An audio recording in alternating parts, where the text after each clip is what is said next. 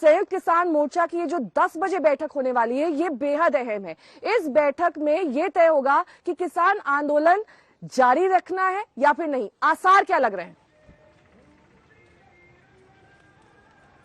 देखिए, दरअसल जो गतिरोध बना हुआ है जिन मुद्दों को लेकर के, जो कृषि बिल था उसके वापस हो जाने के बाद, खास तौर से जो केस हुए हैं उन केस वापसी को लेकर के, एमएसपी को लेकर के और उन नामों को फाइनलाइज करने को लेकर के जो कमेटी बनेगी उनमें कौन लोग रहेंगे, उन सभी गतिरोधों को दूर करने की कोशिश होगी। इस बैठक में यही उम्मीद लगाए बैठे हैं सभी लोग कि जो तमाम गतिरोध अब बने हुए हैं किसी तरीके से उन पे एक राय बनाया जाए, ताकि जो तमाम बातें हैं वो फाइनल हो सके। और उसके बाद जो किसान लोग यहाँ पे बैठे हुए, जो किसान नेता हैं, उन्होंने इस बार जो तमाम किसान हैं उनसे भी बातचीत की हुई है और एक राय बनाने की कोशिश की जा रही है।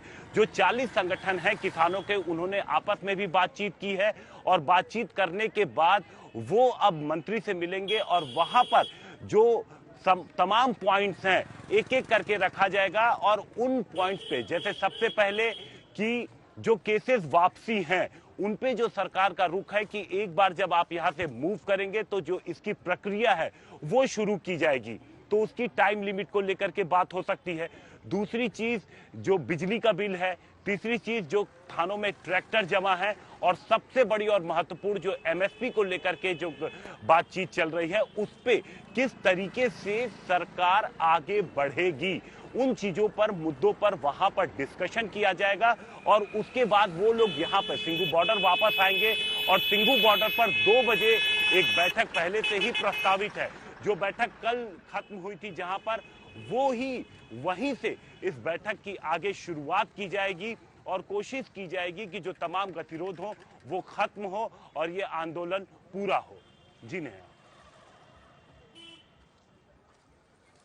बने रहिए हमारे साथ हिमांशु। मेरे सहयोगी कुमार कुणाल भी इस वक्त तमाम जानकारी के साथ गाजीपुर बॉर्डर से जुड़ गए हैं। कुमार, देखिए, आप लगातार राकेश टिकैत से बात करते आ रहे हैं। एक वक्त ऐसा था जब राकेश टिकैत ने कहा था कि 3 कृषि कानून बिल की वापसी से कम पर नहीं मानेंगे, वो वापस हो गया। उसके बाद उन्होंने कहा कि एमएसपी पर बिल चाहिए। अब एमएसपी पर बिल पर बात होगी तब आगे इस तरीके का आंदोलन जारी रहेगा या फिर नहीं, इस पर चर्चा हो सकती है। ये तमाम बातें वो कहते आए हैं, लेकिन अब उनका रुख क्या है? क्योंकि तमाम जो अलग अलग किसान संगठन है वो उस पर अलग थलग पड़ते दिखाई दे रहे हैं, ये तो साफ है। अब क्या उनका रुख थोड़ा नरम है या फिर वैसे ही की तरह सख्त है? देखिए, दबाव 2 तरीके का है। एक तो पहला दबाव है किसानों की तरफ से, क्योंकि उनको भी 1 साल हो गए ये पूरा आंदोलन चलाते हुए, और आंदोलन चलते चलते ये स्थिति बन रही है कि अगर आंदोलन अब खत्म नहीं होता है तो कितना लंबा चलेगा ये मुश्किल है। दूसरी तरफ उत्तर प्रदेश में और पंजाब में दोनों जगह चुनाव है और दोनों जगह चुनावों के मद्देनजर कई सारे संगठन वापस जाना चाहते हैं, क्योंकि कई लोगों की अपनी चुनावी महत्वाकांक्षा भी है।